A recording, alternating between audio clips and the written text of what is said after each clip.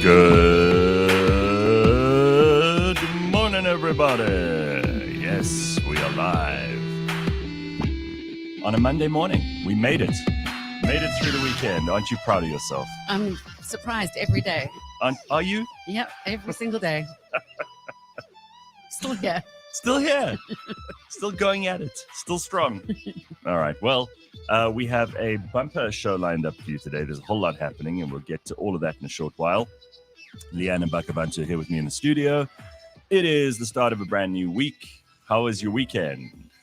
How was yours? You start off, Bakah'abantu. How was yours?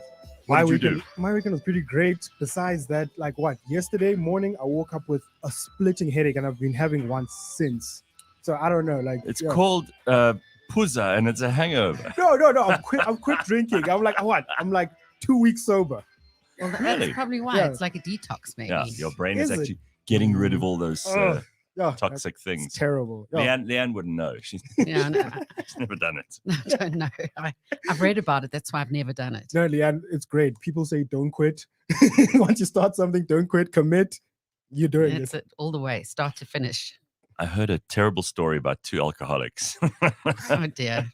You're ready to start my Monday. who got chucked out of a bar, somewhere here in Joburg the other day. I was like, imagine how bad you have to be as an alcoholic to get chucked out of a bar, because they know you're a solid customer. Yeah. If you're an alcoholic, you are coming there to spend and to make full use of their services.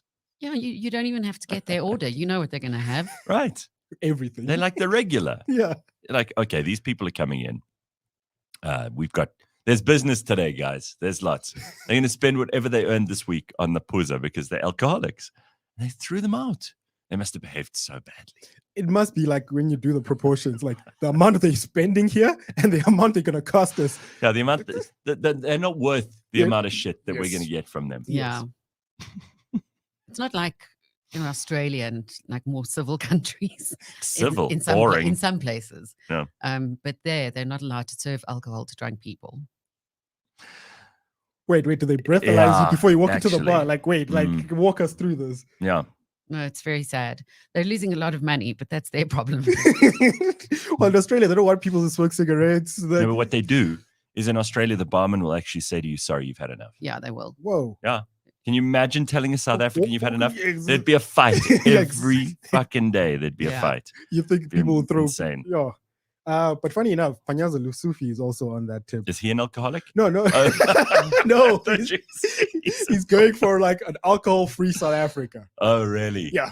And then he signed a deal with Heineken, which Yeah, is what very- an asshole. Oh, I mean, dear. does anyone take that guy seriously? like anything, any news headline, his name has to be like a byline. He is, listen, he's certainly good at getting attention, Mm. but for all the wrong reasons. Yep. And he's like one of those people who, when there's a death, they suddenly pitch up. You know that those people who love drama, right? They will always phone you when something shit happens. They'll never phone you when the good thing. I'm so sorry about your dog. You're like, thanks, Panyaza. You also got that text. Oh, do you know what I got over the weekend? On Saturday, I got Musi Maimane's voice note.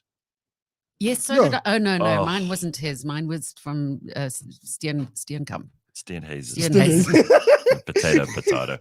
It doesn't matter. I've Nobody had cares. so many calls from the DA. It's ridiculous. Look at Simpiwe, gathering books and sorting things out. And let me change cameras here. So you can fix that. There's Leigh-Ann. Now watch. You're going to change the way that she looks here. Oh. Put a whole bunch of. Could, I know. could Look, it get any better? Of course. There we go. Look, we've got angles on you and everything. Wow, look at Now that. you have your own little screen. So on Saturday at around, 1 o'clock in the afternoon, my phone rings. Oh, so yeah. Mm. And then I answer it, and it's like, hi, Mm. this is Musi Maimane. I want you to know that you must register, blah, blah, blah, to vote. I'm like, how'd you get my number? I don't like that. I really don't like it. Everyone's got our It numbers. feels, I know, but what do we have the Protection of Personal Information Act for? The Puppy Act. Why do we have it? We're all asking ourselves that question, Gareth. It's like when Musi also used to call you like, hi, this is a message from Musi Maimane.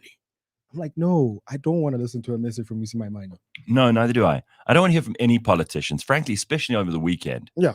If you want me to get cross, send me a politician's voice note over a weekend. But it was registration weekend. I know. And I put up a little thing on Instagram to tell people I went and checked that I am, and I'm still registered. Thank goodness. So I also like blasted my social media with this, Leigh-Ann, right? Did you? But now I read an article with the IEC. Apparently they're aiming for, because I saw your post, Gareth, about like people registered, people who voted, blah, blah, blah. Yeah. And then it was actually, I posted News 24, which I can't stand them, but they said something sensible.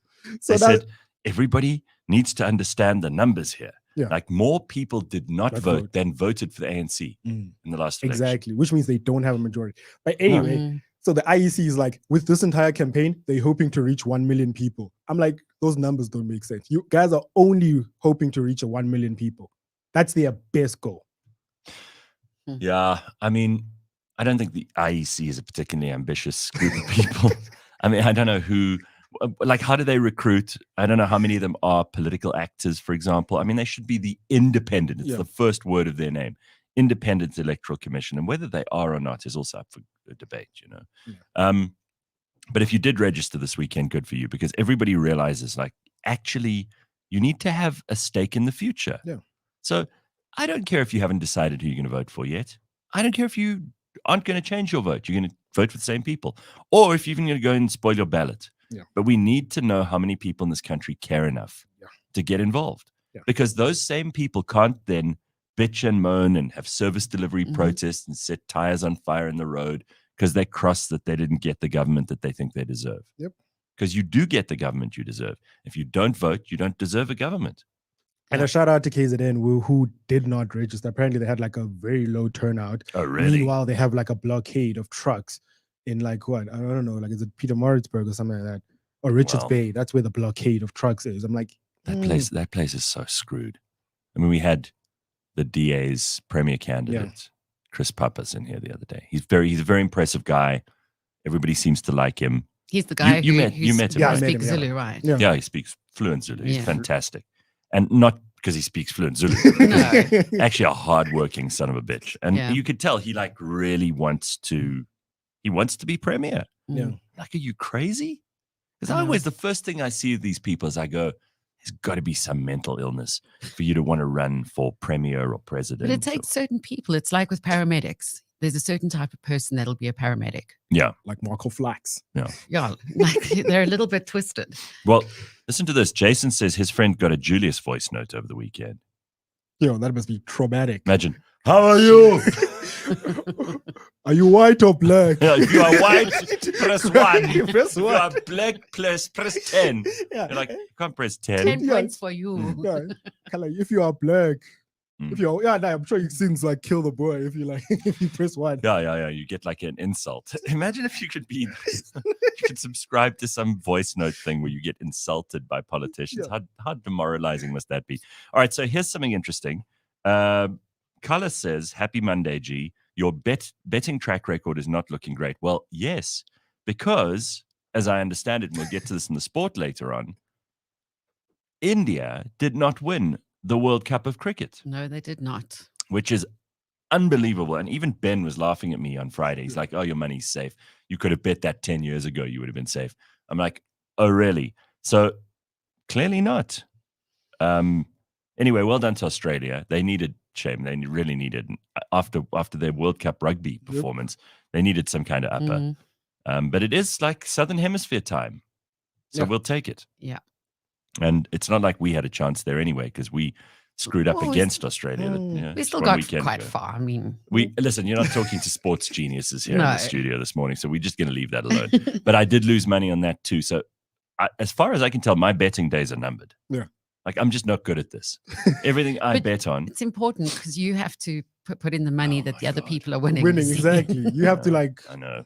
So you've got an important role. I've realized there are a couple of things I'm not good at, and gambling is just not. Yeah, I'm not good at it. No, not good at that at all. I'm shitty at gambling. Card games, things like that. I just shouldn't play those things because it always. I've won maybe out of every 10 that I ever do, I win one, and it's not even the house. Sometimes if you're playing poker against your friends, and it's always them winning, you're like, why am I pouring money into this? This is not good. We're not talking lots of money. Yeah, it's just irritating to lose. And you know that they've done all the research they could on the human condition and how we feel about things. You feel worse about losing than you would feel good about winning. Yeah. In any given situation, humans are so averse to loss. Like if I gave you 100 rand, but I stole your hammer, you'd be upset about your hammer being stolen, and you'd be like, "Oh, well, 100. Yeah, okay, thanks." But like, I think the feeling of a loss runs longer than the it does. feeling of a win. It definitely does. Definitely. Anyway, so how can anyone expect the government to be held accountable when one cannot even register to vote? Well, that's only in KZN, and that place is just run like they always say like a spaza shop, but a spaza shop is run properly. Yeah. The spaza shop makes money. Yeah, I interviewed Canthan on Friday, and he said that there's this derisory kind of comparison to a spaza shop, which isn't fair, because spaza shops are actually run very well by people who know what they're doing. They know how to price. They know how much stock they've got. They know how much is in the till. And now the cops are on all the expired goods. Oh my God. Can you imagine being a policeman and that's your job? We have a country with real problems, and there's now some police directive out there that you must go and check for expired goods.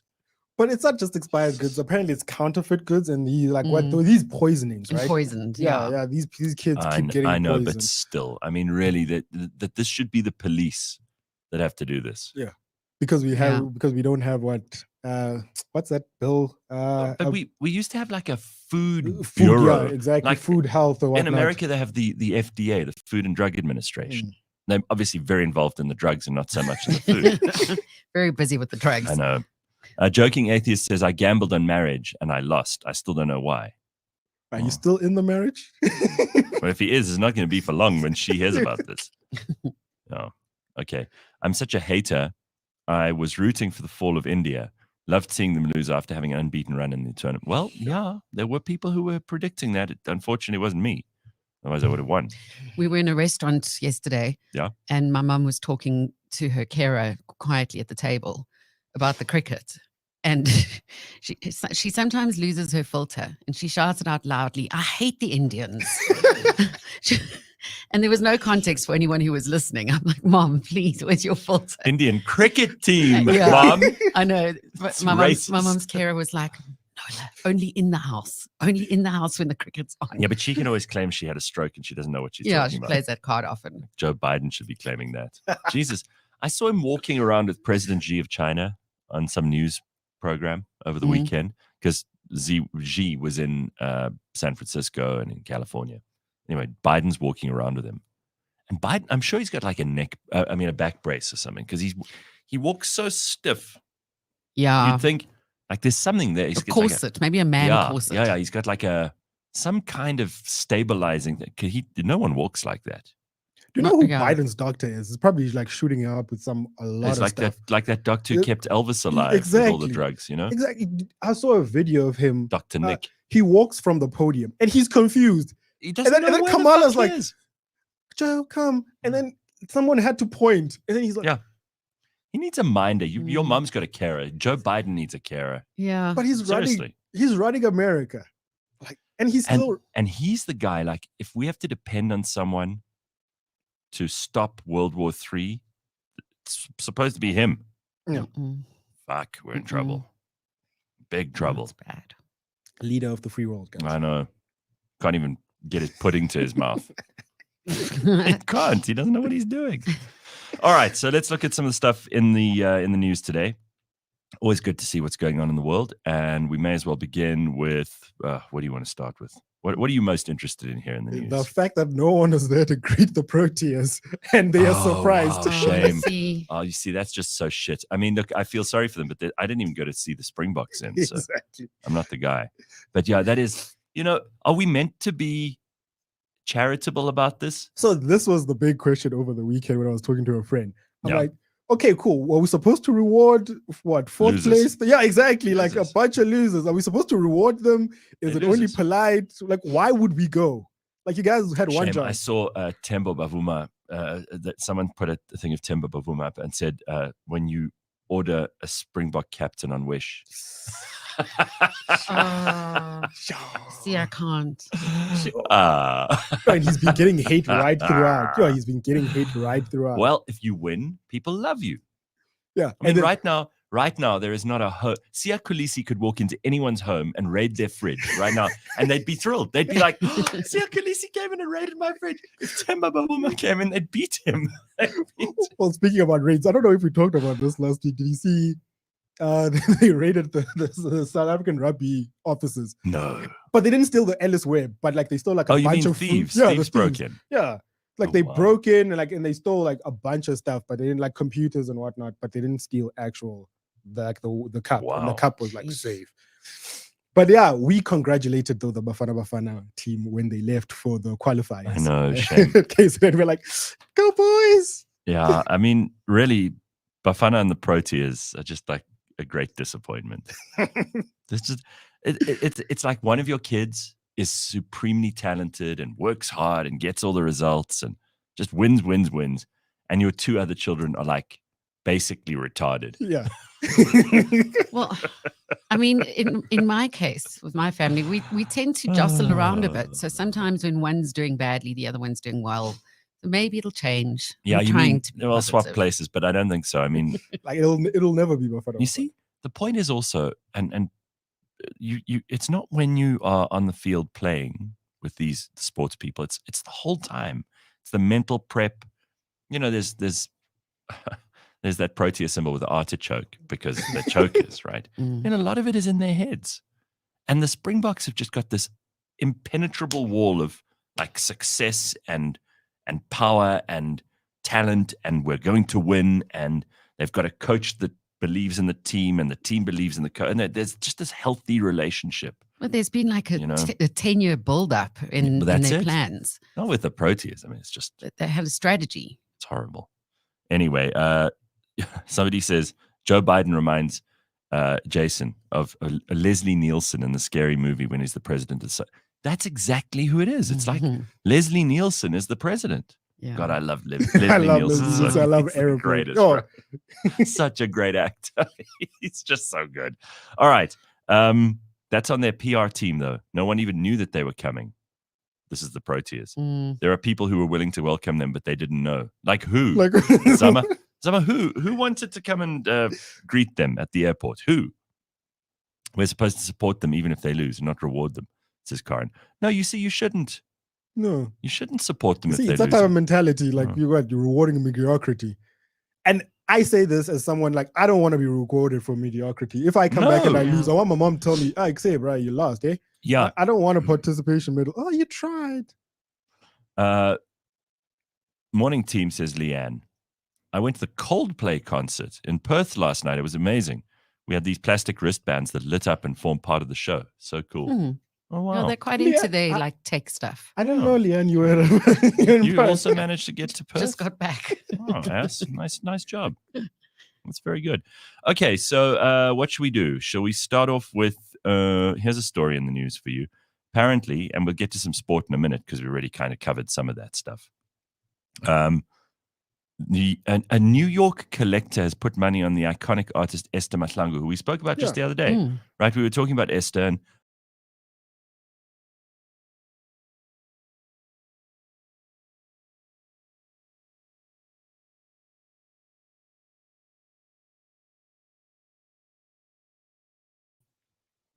so apparently Esther Mahlangu's designs, apparently they shut down the Melrose Gallery in Johannesburg for an hour this week just so she could pose for 7 paintings that she sold to a private collector based in New York.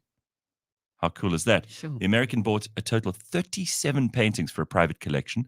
The largest of them was displayed on Wednesday for the photo shoot, which formed part of the authentication process. And the painting apparently fetched $100,000, which is 1.8 million rand. That is a good payday. Yeah. Yep. Huh? Yep. And she deserves it. She's an old lady now. Makes you wonder if it could have been valued higher. I mean, where's the line? Yeah. Who does the valuation? No, I think that's quite cool, though. Yeah. I mean, very, very good. Shame, Matthew says Temba's mom would have been there at the airport. You think? Well, so she wasn't. So she didn't. That's what you're actually saying. But like we're blaming the PR team, right? According to Zama. So if the PR team had advertised, Temba's mom would have pitched up. Right. Do you want to tell us about Cameroon's president? Yeah, I mean, you guys were complaining about Biden. We complain about ours. Yeah. There's this girl on TikTok who criticizes the presidents of Africa and compares them. But she's mainly focused on Kenya, Nigeria, Cameroon. And she was just highlighting the Cameroon's president, the Cameroonian president. This incident that she highlighted was actually from December last year. He was at some conference, some summit, and it was his turn to talk. He's sitting down in this row of chairs. His turn to talk. He's all mic'd up. Doesn't have a clue where he is. He's asking questions in French, like, where am I? Are there important people here? What? But this is Paul Biya. Right? Yes. Yeah. Eventually they said to him, okay, you can just sit where you are. He's only, oh my God, he's 90 years old.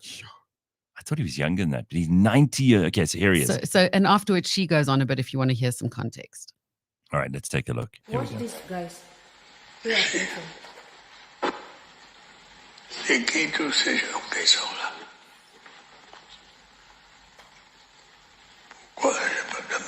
Okay. Oh, he's old. You can hear that, right?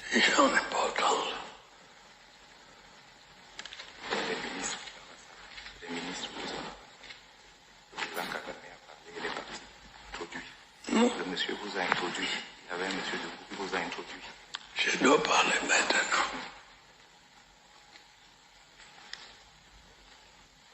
Vous pouvez rester assis, parler assis. Vous pouvez parler assis, étant assis. Ici? Oui. Pourquoi? Parler assis, étant assis. Ici? Oui. Pourquoi?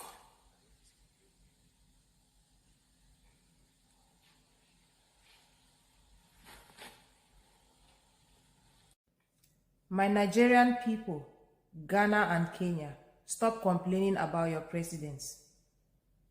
If you complain about your presidents, what do you expect our brothers and sisters in Cameroon to do?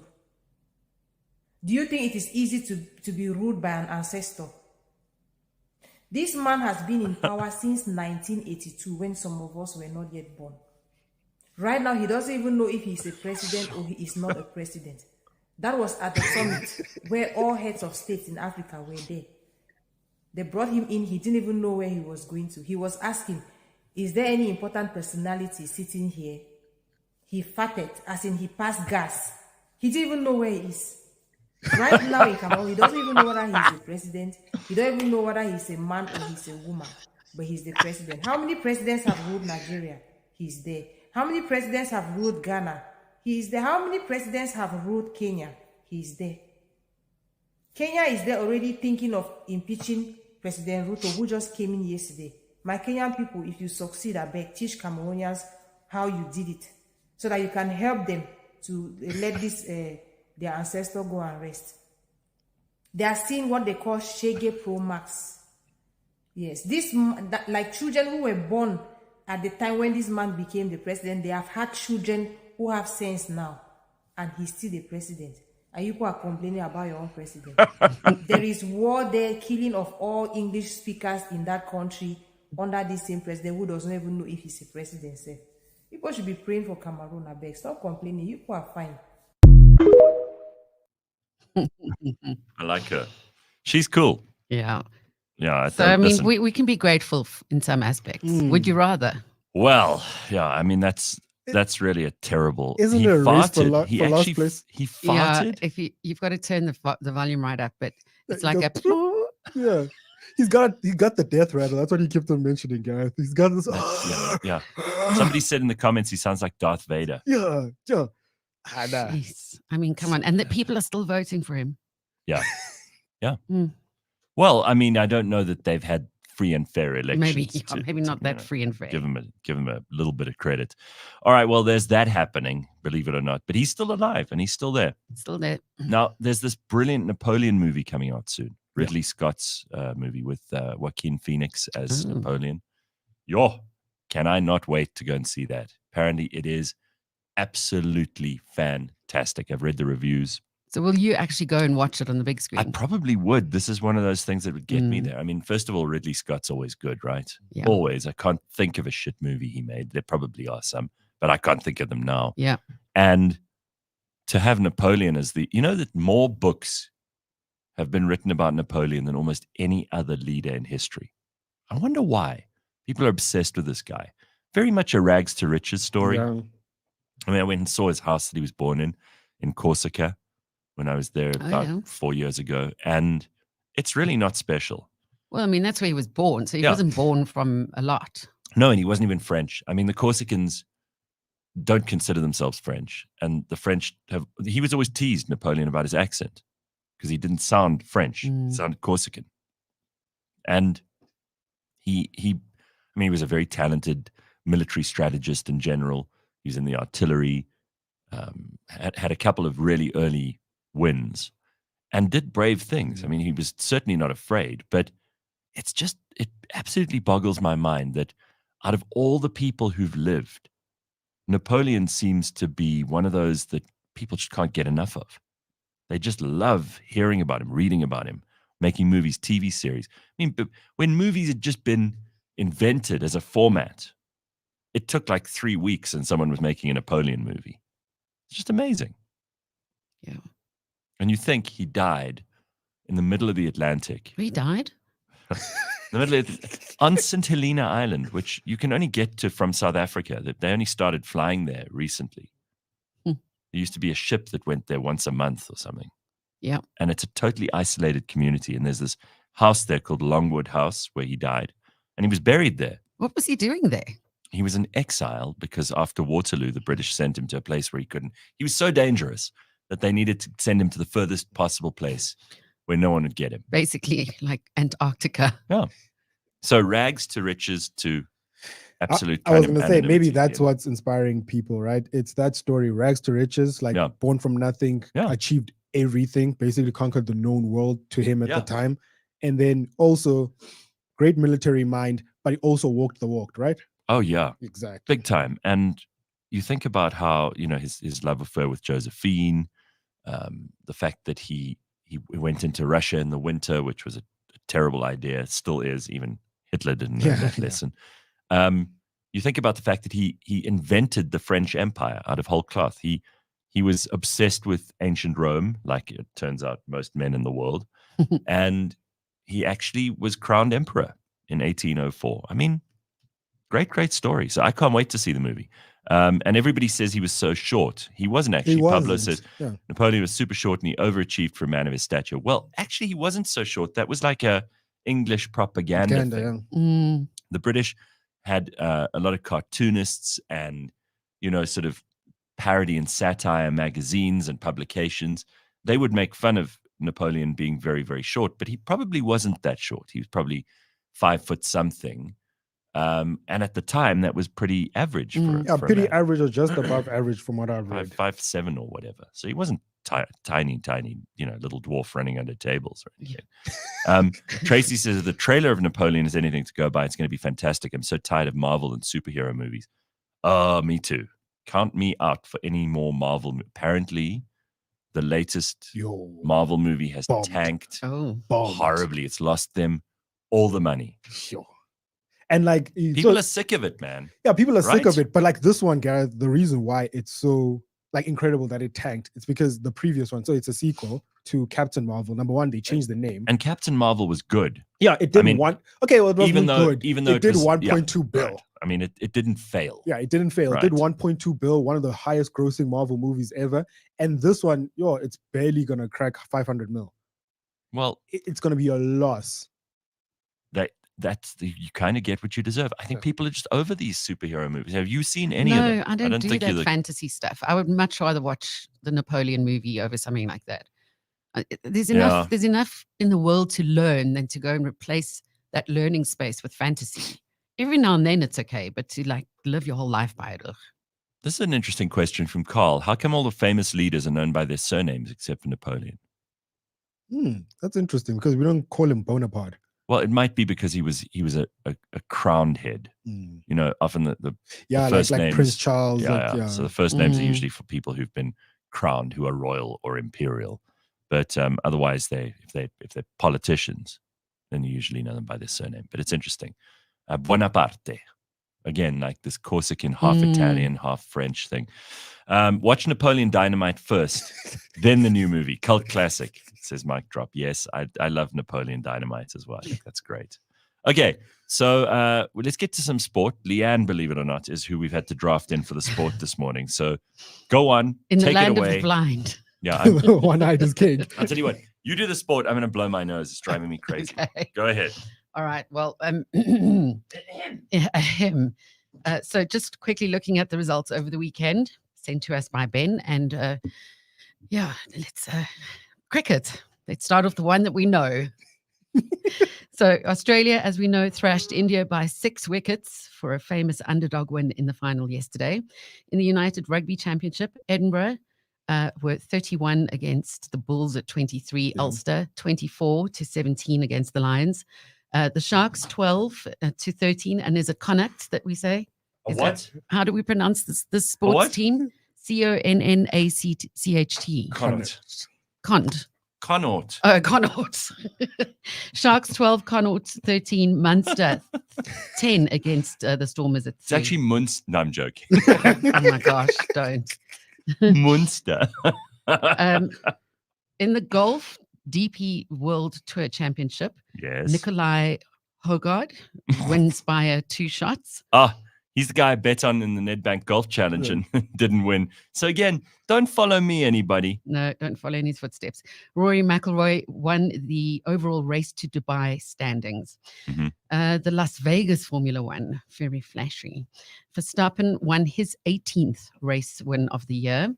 And in the FIFA World Cup qualifiers, Bafana beat Benin 2-1 in the opening match. Well, thank God for that. That's a plus. We'll take it. Thank you.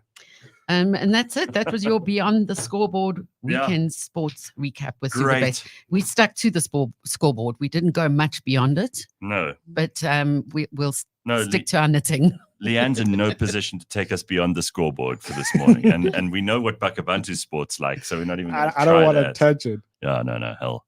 All right, very good. And of course, with Superbets, you can get the chance to bet a little bit better than me. Just go along to superbets.co.za. You can follow the links through on cliffcentral.com. You'll even get a 50 Rand off if you go and start now, if you haven't signed up yet. So lots of fun. Definitely worth trying, even if you're just unlucky like me. I mean, you could bet on everything. Formula One, golf. I think you're bearing the lead here, Gareth. I think you should give advice and people should follow the opposite. Right. Okay. So that's very good. That's a very good plan. I am going to say who you should be betting on Friday, and then do not do that. Go the opposite way, and then you'll win. Okay. That's pretty much it. Gavin says, "Oh my, make us proud, Leigh-Ann." Oh dear. Yeah, there we go. I didn't give you much time to criticize. I just got it over and done with, right? You did fine. India lost just like the Proteas, but that silence in the stadium. Well, it was a sea of Indian cricket shirts, hey? I mean, I think if you were selling Indian cricket shirts this weekend in India, yes, you would have made money. You could have retired. You're probably a billionaire just on because if only every 5th guy in India buys one, you still have billions. Exactly. Right? Because they are brilliant. It's just amazing. Sure. All right. So no one's coming to Cliff Central for sport. Just stop, please. Well, we have to give you the results because that's what people are talking about this morning. So, Carl, next time you do it, we'll draft you in to do the sport. All right. Let's look at some other stuff because we've got Dr. Hanan coming in a short while from now. I'm going to get to him just now. We're talking about Napoleon just now. So this hat went on auction. Did you see this? Mm-hmm. This is Napoleon's actual hat.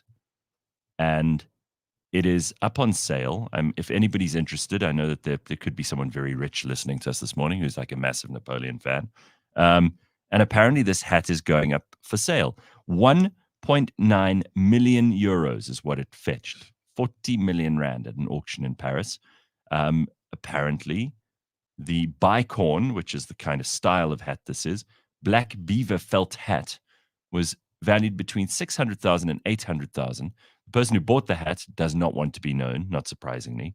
Historians say the hat was part of his brand. Wearing it sideways made him recognizable in battle. He owned about 120 bicorn hats over the years. So it's not even the hat. Even that special. Well, Sure. it's possibly the hat. Who knows? Could have worn this one at Waterloo for all we know. But that's a lot of money, huh? 1.2 million euros. Yes. for like a centerpiece to talk about. Like, Leigh-Ann, come to my Oh, I house. mean, like that's it must be Napoleon's head. it must be a hell of a thing. You pull that out at a dinner party. Like, what are you going to dress up as? Well, I'm Napoleon. Really? What are you gonna wear? Well, I mean, wear his actual hat. Yeah. So there we go. Other items being sold include a silver plate looted from Napoleon's carriage after his 1815 defeat at Waterloo, and a wooden vanity case that he owned with razors, a silver toothbrush, scissors, and other belongings. Ooh, an old toothbrush. I don't know if I'd want Napoleon's old toothbrush. I have to be honest with you. Remember when we went to that Victorian house? Oh my God, yes. And she lived in that house and Mhm. like bathed in it and slept in it. And on her dressing table, there were these old brushes, and she used to use the old toothbrushes and brushes in that Yeah, house. she lived like a Victorian person Mm. would have at the turn of the century, the 1900s Yeah. to 2000s. I don't want to have anything to do with 18 to dead 90. people's hair and plaque. No, it's gross. I Mm. mean, I don't know. I mean, like, there's some things that you wouldn't want to own. Because to me, like, someone's toothbrush, doesn't matter how much you admire that person or how much you're into artifacts from history. Well, it is silver, Gareth. So maybe there's some value. Well, you melt it down, I suppose. But I don't know if I'd want the toothbrush, I got to say. There's this joke on Succession, and you mentioned it like a couple of weeks back. Yeah. He spends almost $1 million on Napoleon's penis. On Succession. Yeah, on Succession. There's this one guy. He always spends $1 million, and he finds out that it's not his actual penis. I don't even remember that part. Like, And he spent $1 million. He spent Oh, $1 my million word. on it, and it's Like like in a petrol jar? Yeah, in a jar. Oh, no, thanks. So, Yeah, I mean, Rebellious Ruth says, or underwear. I wouldn't want to buy some famous person from history's underwear. Yeah. Imagine, here, Hitler's underpants. What do you have to do with that? There are quite a few channels I follow now with girls who are wearing old Victorian clothing, but real, like that other people used to wear. And they're putting on their knickers and their corsets like that. and their petticoats, and they're not cream or white anymore. They're greige. Great. Ugh, because they've just faded And over it's just- time. Yeah. I just don't.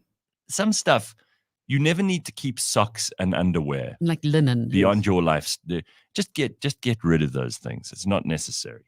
We don't need it. Also, you don't borrow socks, people. I don't know, like public service announcement. Like someone like, borrows can I socks? borrow a pair of your socks? No. Who borrows socks? No, this is like back in high school and what? Like, no, Oh, can I, yeah, no, no, then we would. no. But then I don't want them back. Yeah, okay, yeah, you keep them. But Yeah. still, I don't want my sweat touching your sweat, and then I don't know. Even siblings. I mean, there's some sisters who'll share shoes, and I'm not into that really. But like, did you know these couples that like use the same toothbrush? Yes. Okay, that's revolting. Yeah, Do that- people really do that? Yes. Yes. They'll Like, leave a share a toothbrush, leave a toothbrush. toothbrush in the shower that they both use. No. Mm-hmm. but like you kiss, Gareth.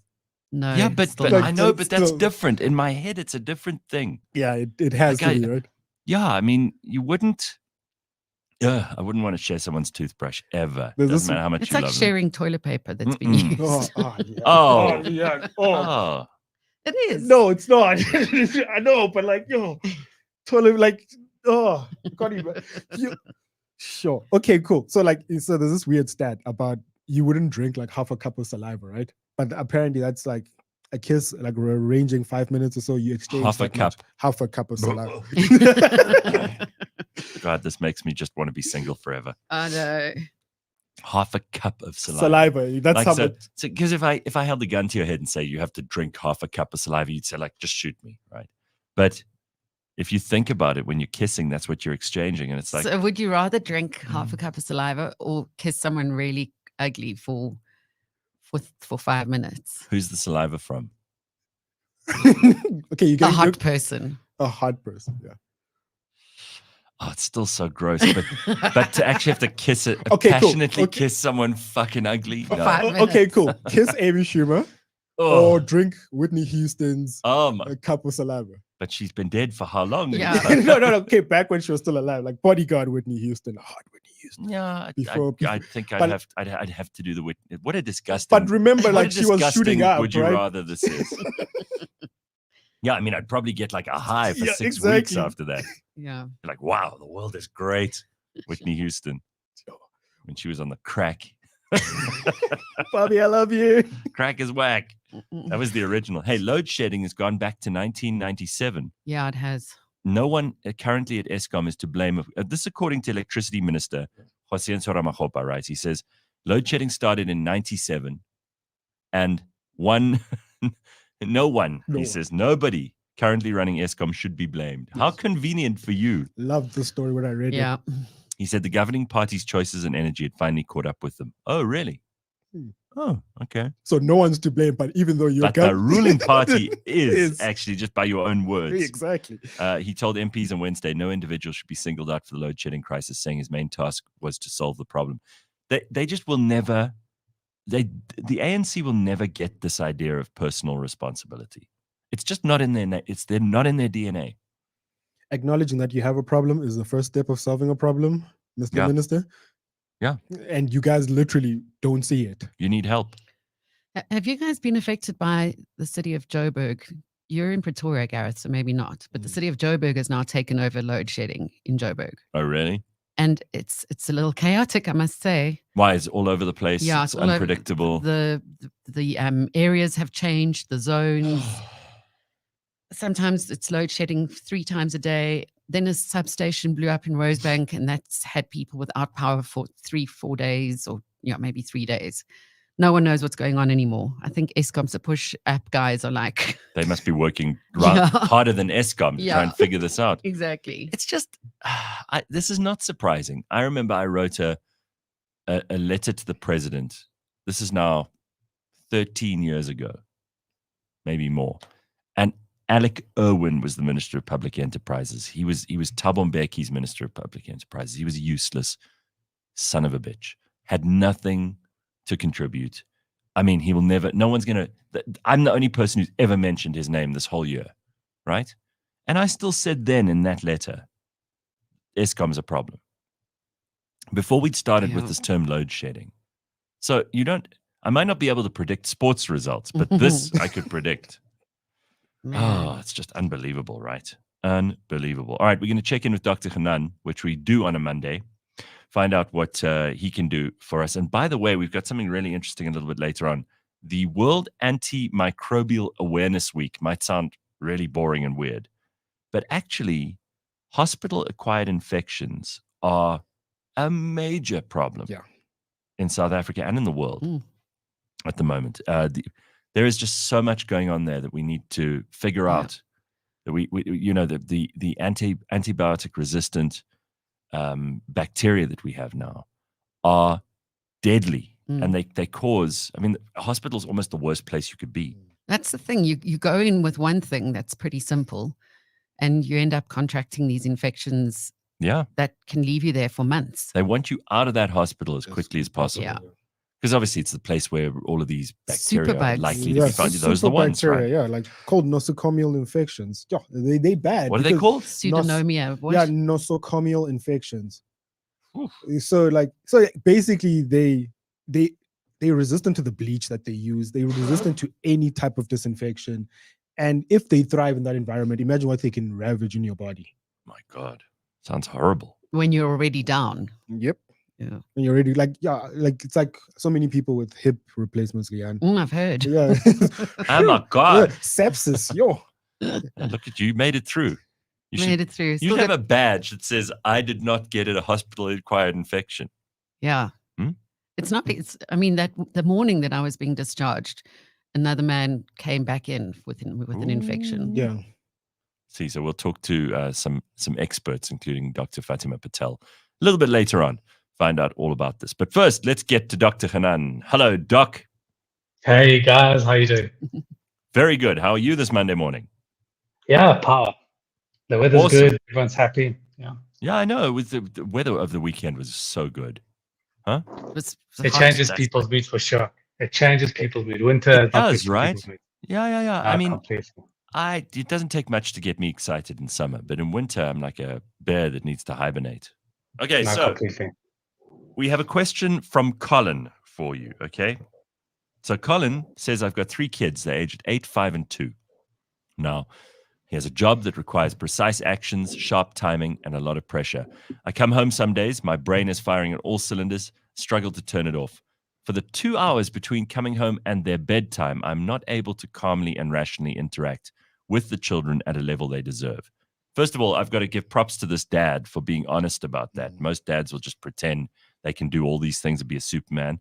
What is the tool to compartmentalize work mentality and happy family mindset? So that's a really good question. And I mean, you've got kids as well, so you can speak to this with some authority. But it's not a this is not an easy thing to deal with. And everybody obviously has different kids and different jobs. But I think this guy's being very honest about things. How can he start to sort it out?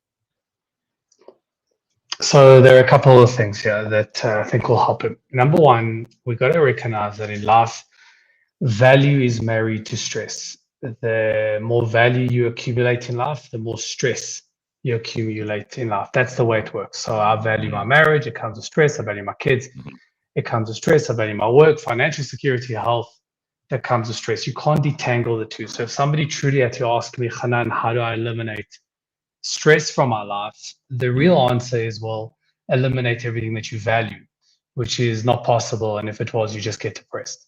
So as we accumulate more of these elements or more of these things in our world, we accumulate more stress. And as the stress goes up, the framework in which we manage life has to be a lot more robust and specific. Yeah. Specifically to this particular question, obviously he's talking about two things that he values. He values obviously his work. I'm assuming that comes with financial security, a sense of purpose, and how does he manage his family situation? The reality is that you can't wing these things, because how many times have I said on the show, if you're not the chess player of your life, you're a pawn in someone else's. If you don't have a clear goal, you'll live out somebody else's goal. You want to know exactly what you want and what you expect out of each one of these elements. What do you want out of generally in life? What do you want out of career? What do you want out of financial security? What do you want out of family? What do you want out of friends?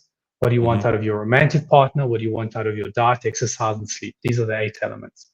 And you've got to define it specifically, because if you do not define it, then the world starts stealing time away from you. So what do I mean? As I've always said, value is dictated by the goal. Value can only be assessed by the context of a goal. So if I, I've given this analogy before, if I phone you up and I ask, hey, I want to ask for your advice, should I take a bus, should I take a car, should I fly, should I swim, should I crawl, what is the most amount of value? You in return going to ask me, well, where are you going first? What's the goal? Because if you're going across the corridor, flying is crazy. If you're going across the country, swimming is ridiculous. You would want to know the goal first and then the strategy. Never just strategy first. Never. Okay. Strategy alone means nothing. So if somebody said to me, Hanan, I just had a whole tub of ice cream, is that good or bad? My answer is, well, I don't know. What's the goal? If the goal is to lose weight, you did the wrong thing. If the goal is to gain weight, you did the right thing. The same thing could be good or bad depending on the goal.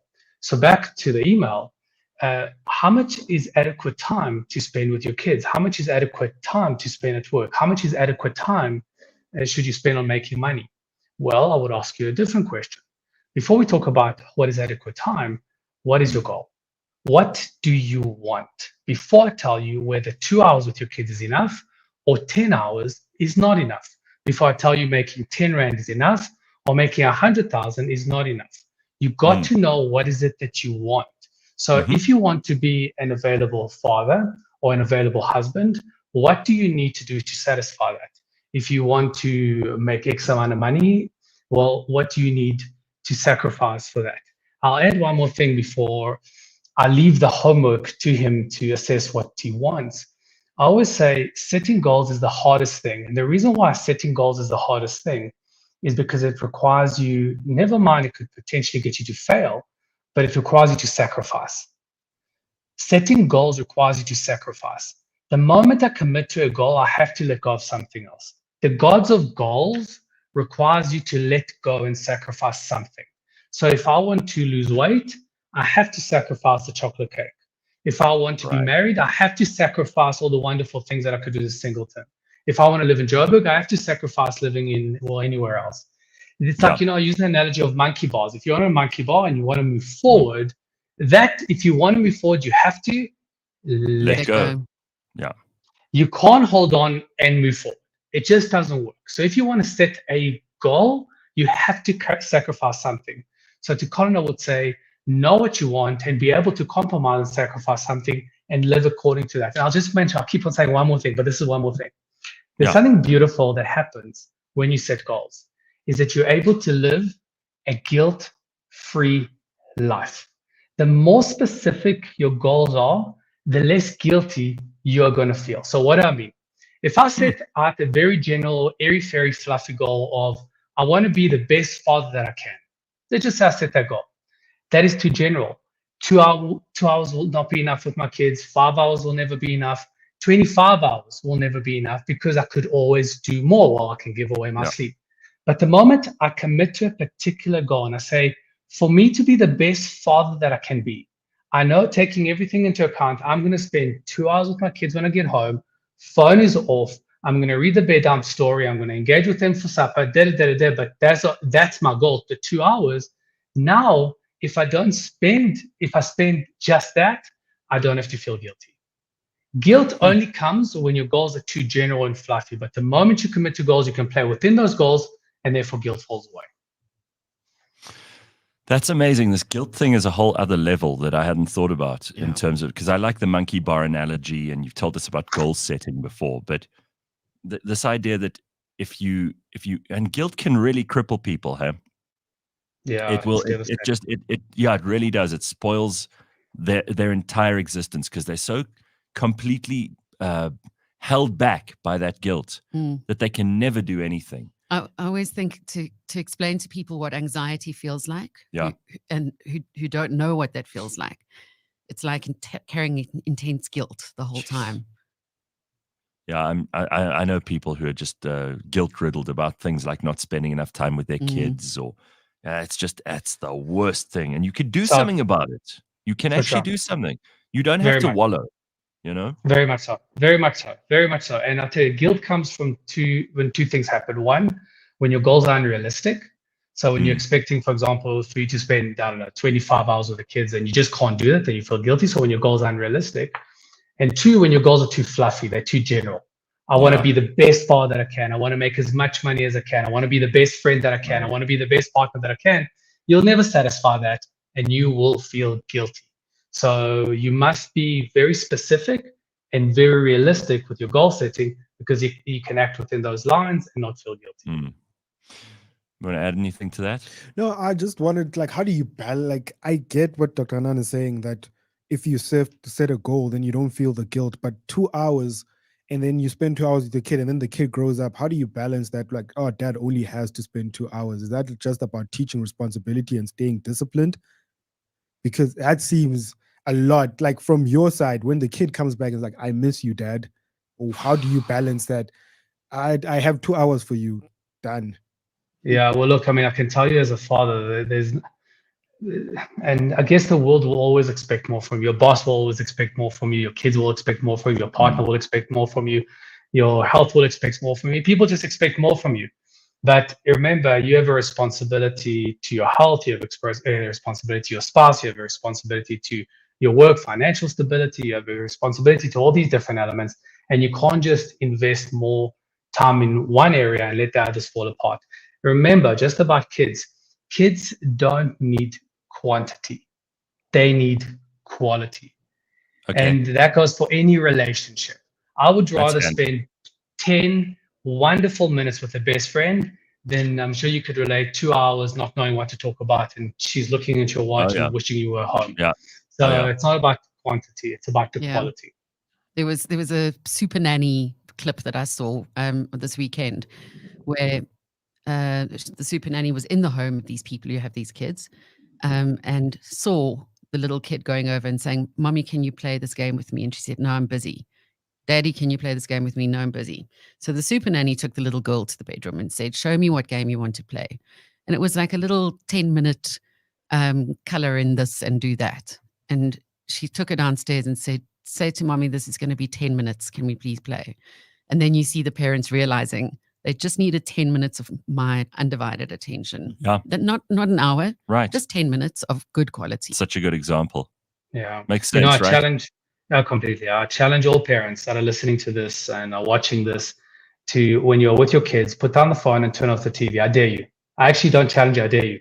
I dare you. See what happens to the quality of your relationship with your kids. I dare you. I dare you to focus on your child.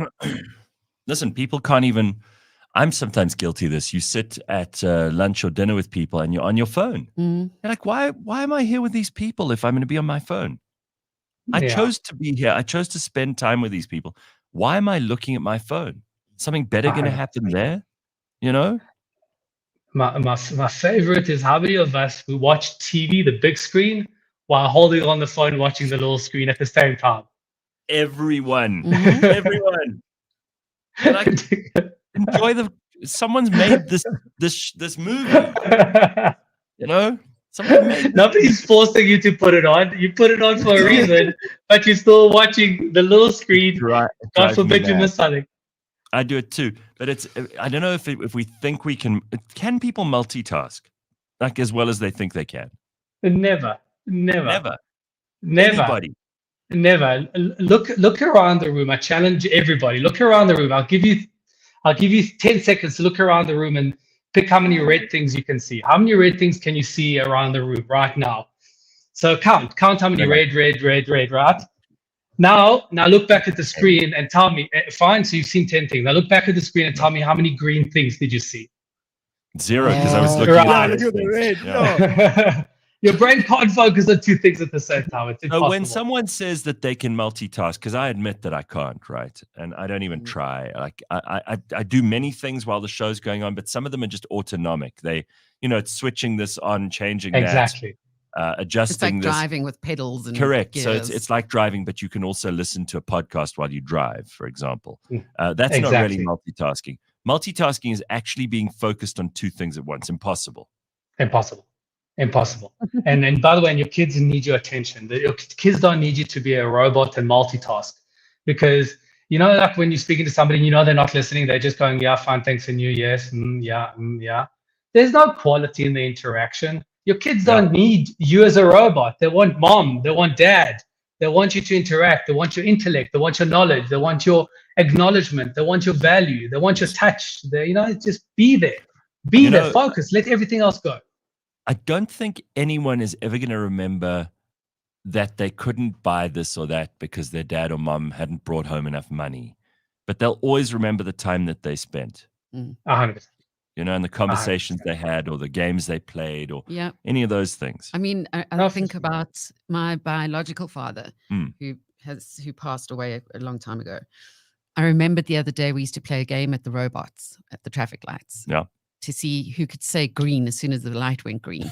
And at that age, I didn't realize he was not cheating, but he knew by looking at the opposite robot when it was going to go. But that has stuck with me forever. Yeah. Not the bad stuff. Yeah, it's a quality interaction. That's a quality interaction for sure. Yeah. Roxanne says, I like that. Quality, not quantity. Applies to so many things in life. Spot on. All right, Doc. Nice to see you. Thanks. We'll check in with you next week. Very good, Dr. Hanan. All right. It is 7 o'clock, cliffcentral.com, Monday morning. We've got lots more. Bakah'abantu, Leigh-Ann, and I are here with you the whole way through. We're going to talk to Dr. Fathima a little bit later on and lots of other cool things. So it's doctor and doctor and doctor today. We're basically taking care of all the important stuff first thing on a Monday. Don't go anywhere. We'll be back now. Up next in the Auto Trader podcast. But out of curiosity, before we go into those things, if your car gets repossessed, can you buy it back? Out of curiosity. You buy it back from the bank? Yeah. For as long as they haven't sold it? Yeah. Of course, you probably will be able to. Okay, so they won't be like, no. I mean, I don't know this de facto, but yeah. The bank's not in the business of owning cars. Yeah, for sure. So they don't want that car. Yeah. I actually don't know the answer to that, but like if it's still in the process of, like, let's say they repossess my car this week, and then next week I don't know, win the lotto or something. Can I just be like, here's your money, go buy a different car? But yeah, don't buy a car. Go into Auto Trader, go buy a car. I would imagine if you approach the bank and they're not too far down the process, you might be able to get your car back. But I suppose it depends on the bank's rules. Catch us every Monday at 9 a.m. on YouTube and on autotrader.co.za.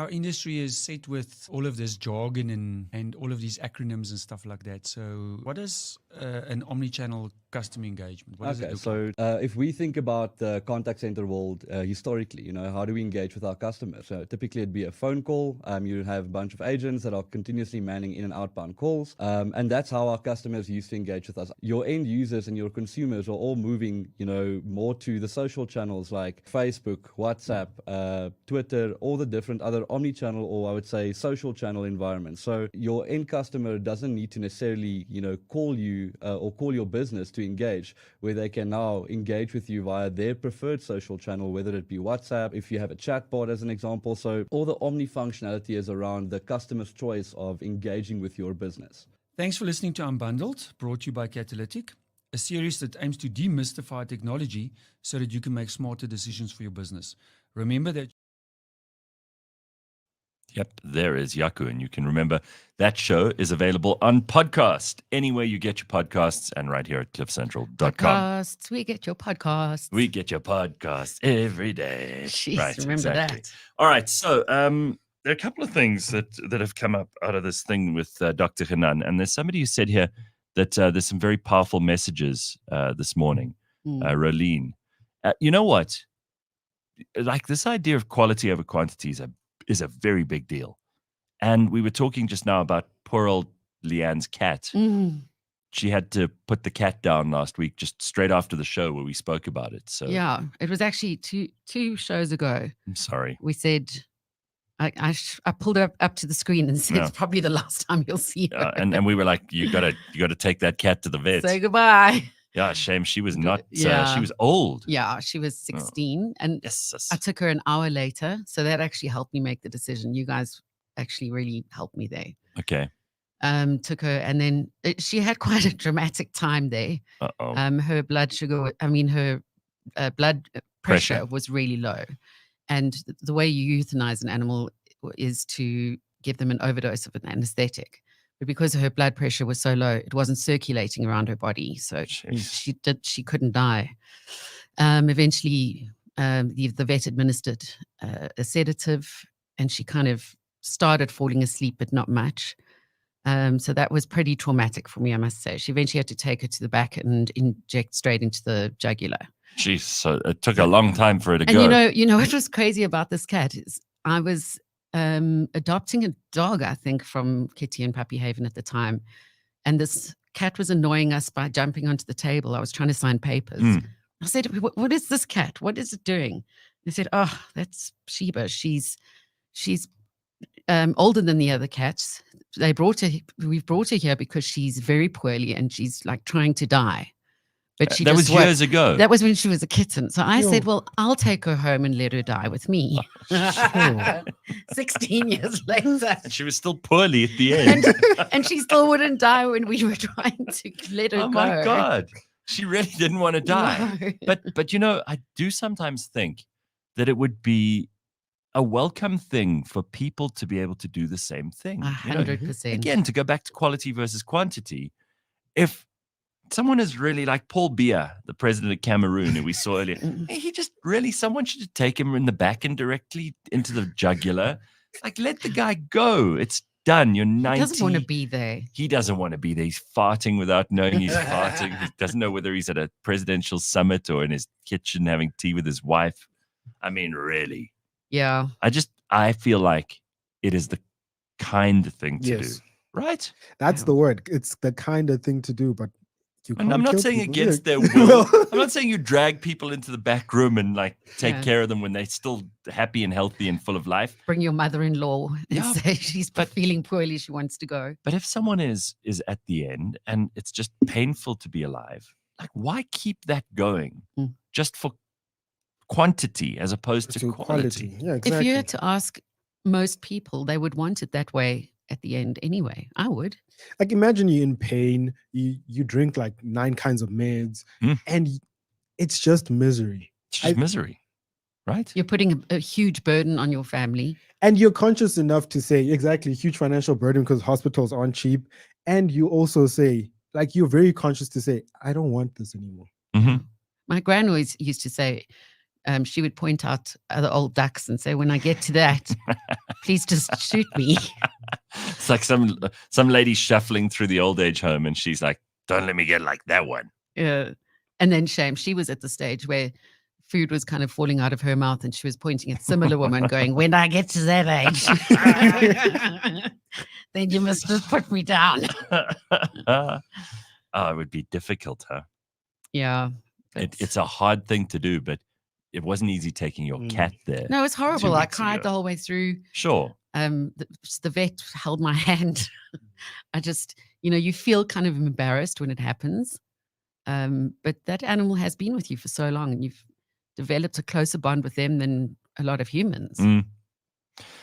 Must be tough to be a vet, though, and people like you and me, and people who just love their pets keep coming in, and then you have to help them, have them put down, and you have to be the first person they talk to about it. And, it's got to be it's tough. You do get used to it to a certain degree. I mean, there's a whole process, and because I've had to put down so many animals, and the family often say to me, Leigh-Ann, you need to come and put this out. At our vets, they light a candle in the reception, so everyone knows not to scream with joy at new puppies while you're putting down your cats. So everyone knows that when yes, there's they know when you go in. They let you go in before just to spend some time, and then the whole process is explained to you every time. And it's so funny, the process, but the explanation soothes you. And then when you leave, you don't pay. You pay via EFT afterwards. You just go straight to your car. The tissues are there. It's like a whole. You see, they've thought about it. They've thought about it. That's actually, it's amazing. That's such a considerate way of doing things. Imagine the first thing after you've put all right, that'll be 5,000 rand. Yeah, exactly. Like Well, you're broke now. It's about 1,500 rand to do that. And then the worst is they always say to me, do you want just before they put them down, do you want their ashes? And I know that's about 4,000 rand. I'm like, no, thank you. My friend of mine just recently put down his dog, and the vet refused to do it. Why? I don't know. The dog had cancer of some kind. The heart was enlarged, and then no, they'll recover. Take this medicine for 3,000 bucks. And then my friend is like, but I can see the dog is in pain. Yeah. And also, that's another thing with my vet. They've learned that sometimes I can't afford to go the extra step. Yes, she could have had scopes and gone to another vet for. But imagine having these conversations about humans, because some people are very, very anti euthanasia, right? Yeah. A lot of people have a big problem with it. They're like, you can't play God. It's not your place. And we shouldn't be allowed to do this. I mean, there are places like Switzerland, for example, where they have laws that allow you to do this. Very, very strict rules. You have to have a living will and all that stuff. But you can do it there. Yeah. Some other parts of the world, they don't allow you to do it. I have a fundamental problem with it. I don't understand with that. It's like anti-choice. I don't get it. If you have an adult and you can prove that they're in their faculties, why can't they make that choice? You own your meat, Yes. right? You own your own meat vehicle. So you should be allowed. Your meat vehicle. If you have a car and it has a puncture, you sell it. Yeah, this is your meat vehicle. Yeah. I need to get from A to B. Where's your meat vehicle? Well, Michelle says she works at a vet, and I can tell you I cry with 90% of the owners who come in to put their pets down. Honestly, it doesn't you can't get over it. You can't get desensitized unless there's something wrong with you. Matthew says euthanasia is wrong. So explain why you think that, Matthew. I'm not going to fight with you. I want to know genuinely why it would be. What's the best argument against it? Again, we're not killing healthy people here. No. Yeah. And the people themselves have written down what state they'd like to be in if they still want to be alive, and what state they'd like to be in if they don't want to be alive anymore. Yeah. I think, and often I've had this conversation with friends of mine. Would you rather lose your mind or lose your body? You'd have such physical problems that you had to wear an adult nappy and all that stuff, or go completely dilly, not know where you are, because one of them is going to go first, right? Which is worse, do you think? Oh, my mind. The mind's the worst. You think that's the worst? Yeah, I know for sure from just experience and seeing people in my mum's condition where it's one or the other. Sure. And my mum is in a wheelchair. She's also incontinent. She can't walk, but her mind's there 100%, and she laughs every day. She she's with it. Yeah, like so my granddad had a stroke and then but he fully recovered, but he felt trapped in his body for that like 6 months or so. It's like you think I can do something, but you physically can't. You used to be able to carry your own tea, but now someone's feeding you. It just breaks you mentally. It is very, very difficult. But it's easier for people around you when it's the other way around. Yeah. There, Matthews replied. He says, would you abort a child that's 9 months old? Not the child. We're not talking about someone who doesn't have a decision. No, someone healthy. I don't think that's particularly right either. And I don't think that. Listen, these are tough questions. These are actually the most difficult questions you could possibly have. Why would you consider quality of life? It's like even the question with like right to choice. If I can prove to you that your child has this gene that will develop into, like, okay, granted, an arm growing out of their head. Exactly. A palm? An arm. Like an arm growing out of their head that will affect their brain in a certain way, and they'll die probably. They'll be in pain for the first 3 years of their lives, and at 9 they'll die. Yeah. I mean, they could have told my mom I might have had 3 legs, which I ended up having. And then just think if she made the decision to get rid of me. Well, then we wouldn't have you on the show. The only part that I'd be upset about is there would be you on the show. But again, Leigh-Ann, like, I think emphasis on decision. Yeah. It should be a choice. The government or someone can't tell you no. Yeah, I don't think so. So if the authority to decide whether or not you want to still be around doesn't vest with you, who does it vest with? It should not be the church or the government or any of those things, because those people are at an arm's length or more away from you. Yeah. I mean, maybe you could say that it vests with the family. I think family and medical professionals. Yeah, but I mean, look, medical professionals didn't exactly cover themselves in glory during COVID, so I'm not sure they're the best people to ask anymore. They might have once been. They were unassailable, you could argue, in terms of their opinions before. That's not so true anymore. I don't know. I don't know the answers. Matthew says, though, a life is a life, a heartbeat's a heartbeat. So you just want to give up because life is harder than what it used to be. That's a good question because, and this is why I'm interested in Matthew's opinion on this. The people who are against euthanasia and the people who have an argument that, you know, life itself is precious and that we do not have the right to decide when that life begins or ends. It's none of our business, really. You know, you come in, there's a date at the beginning of your life on the tombstone and there's a date at the end. But you could argue, if you are a complete maniac, you could argue that if you're poor, shouldn't you be able to euthanize you? Let's say you just are desperately, desperately poor. Now you get into dangerous territory, right? You do get into dangerous territory the minute you start, like, what do you call this thing? The minute you start defining what is quality of life, because, that can be independent from person to person. Not only that, but your belief in a deity, in a deity, and in hope, and in even if it's fate, even if it's just fate, like. No, we can't turn the machines off because maybe an angel will come down and change things. Yeah, could happen. And some people really believe that. And for them, that's a good reason to keep on going. Oh. Simpiwe, our own Simpiwe says, my grandmother has dementia and watching her mental state deteriorate has been the worst thing to watch. Whew, that is tough. Dave responding to Simpiwe says, my Gramps' mind is fading, but his heart still responds to a hug and a smile. Sure, man. That's just so tough. What do you do? You know, is Leigh-Ann's cat better off because she could make the decision for? Of course. But you see, there's another argument. I kept that cat in a safe environment.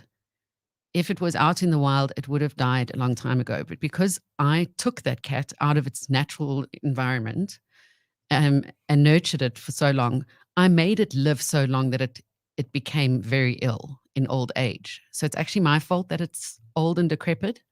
And therefore you have to. And therefore I have to end it too. Sheesh, you've done a lot of thinking on this. You would have, right? Okay, like if we're doing that thought process, it gets pretty dark very quickly. So like guardrails in society are keeping people alive past animal instinct. I mean, not even more like nature. With these prolonged lives that we're living now because of medical science, you consider the average human lifespan was a lot shorter just 100, 200 years ago. Maybe we get 100 years now instead of 60 or 70 or 80. But those last 10 or 20, not so great. Hey? I don't know. Have you seen the Depends, Golden obviously, Bachelor? No, what's the Golden Bachelor? So it's the What's Bachelor that? series. It's the Bachelor Nation. But it's old people. It's okay. So he, This is fantastic. I think he's like close to 70. Yeah.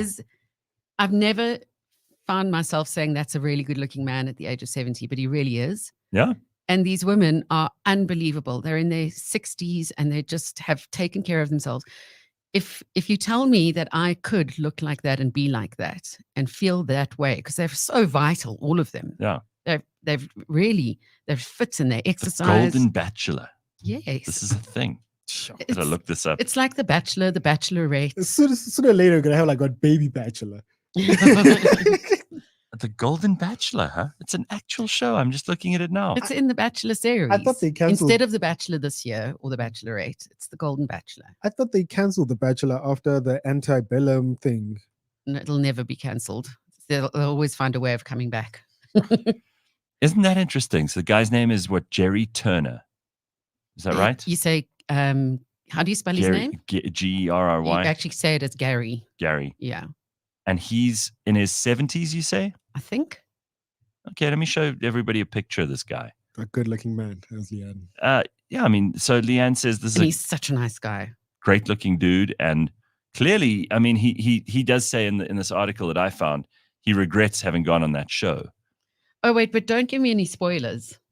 Okay, well, I'm not going to. So there, it's still it on. says spoilers. Oh no, don't. Okay, no, I won't make you. Let me show you a picture of what he looks like. So for those people, here's the Golden Bachelor. Everybody, can't even look. That guy's in his 70s. Wow, yeah, that's a good-looking man. I mean, come on, 70. guys. Wow. Okay, good for him. He's possibly the nicest human being I've ever known. He's an amazing grandfather. He's just such a nice human compared to the young guys and young women that are on the normal series. Yeah. He's just the respect he has. And the women are amazing because they're so self-confident. They've lived so many years. They're oozing this confidence. You see, there's something very attractive about that. There's something very, very attractive about someone who's comfortable in their own skin. Yeah. And that's what you're seeing is these, and they're so sensitive to each other's needs. It's like, no, I totally get it. Roxanne says, I'm going to be the Golden Bachelorette. Yes, exactly. Oh, well, there we go. So if you tell me I'm going to live that life and be like that and live to 100 with new ways of medicine, then I'm willing to go that way. It's too late for me now. I mean, why? You could get into, no, you could do this now. Yeah. So 60 is how long away for you? 15 years? Yeah. So come on. 15 years. You could do a lot of things in 15 years. Get a lot changed. Get those titties done. You've always told me never to. No, of course not. No, but I mean, that was way back. But you could. I mean, there's stuff we could all do. Yeah. To improve, and you think about these people who are like they're on a dating show in their 60s and 70s. Like, why the hell not? Right. Amazing. But I don't know. Like, so you just want to have them all put down. No. It's this quality of life thing, Gareth. Okay, go on. I'm trying to figure out. So, okay, cool. Let's say you shoot up like 9 different types of drugs or 9 different types of steroids. Is that still quality of life if I'm functioning optimally? Mm-mm. But it's just that, like, for that 1 hour, I'm a zombie, and then I shoot up all the stuff, and then I'm functioning. Is that still quality of life? Clearly not, because I think that if you need that much medicine, if you need that much stimulant to keep you awake and alive, I don't know that your life is good. But isn't that like self-improvement and also like keeping you alive, keeping you going till 100? I think that there are just some people who have unbelievable reserves of energy and good genes. Yeah, good genes. But energy, like I know some people who are slow and tired and finished in their 20s. And then I know people in their 70s who've got so much energy that they could basically start again. They really could. They could start their whole life again. Back again, yeah. And I wonder where that comes from. Yeah. Because that doesn't come from caffeine or steroids or any of that shit. It comes from somewhere else. Isn't it that thing where you use the blood of young people? Sanguinate them. Jocelyn says, please don't call us old in our 60s. I still feel like I'm 40 something. Well, you That's know, good to know. they say the 60's the new 40 or whatever. I don't know how they keep revising these numbers down, but it is possible. And listen, it's a miracle of modern science that you could live to 100 and have a really powerful, meaningful, lovely life. I mean, like you can. It's possible. I'm 3 years away from when my gran, because of the era she was in, went to an old age home. Had to finish work. Cut her hair short, curl it, yeah. wear matching floral dress with matching floral shoes. I've got 3 years to go before that. If you're looking decades before, Shit. Yeah, that's scary, hey.